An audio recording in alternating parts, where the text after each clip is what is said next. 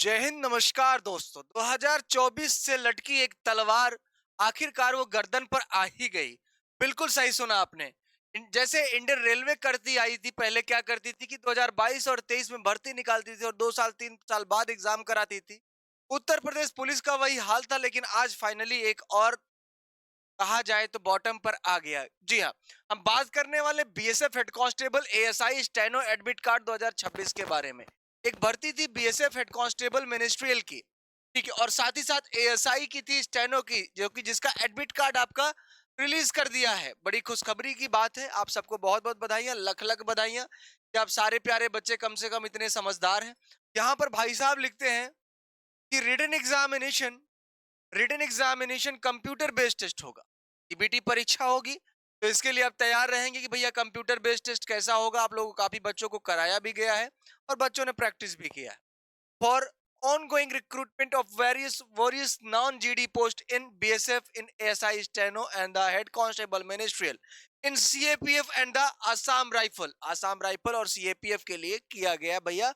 ये वैकेंसी आई थी सन 2024 में।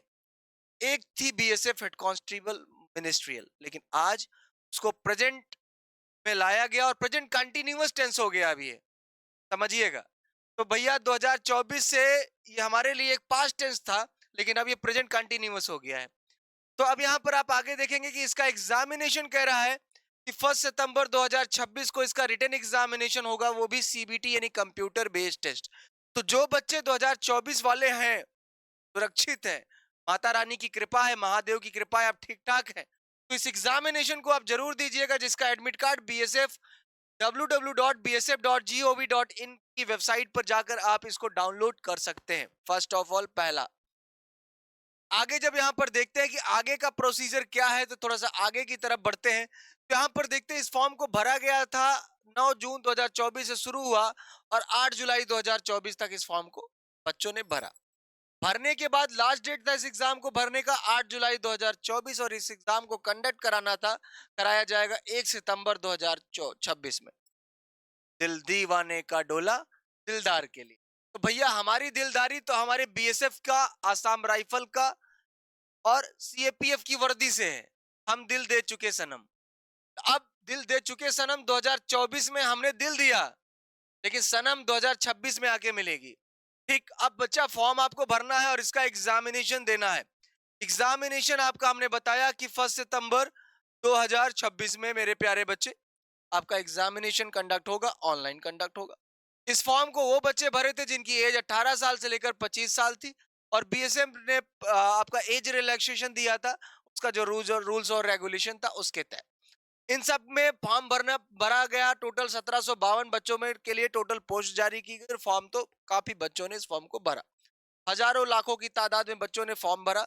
एएसआई स्टेनोग्राफर में देखें तो 256 पोस्ट, और हेड कांस्टेबल मिनिस्ट्रियल में देखें तो 1496 पोस्ट। लेकिन बहुत सारे बच्चे ऐसे होंगे जो कहीं ना कहीं ज्वाइन कर चुके होंगे, है ना। सीधी सी बात है भैया, कोई पुलिस विभाग ज्वाइन कर लिया होगा, कोई बिहार में, कोई शिक्षक हो गया होगा, कोई कहीं हो गया होगा।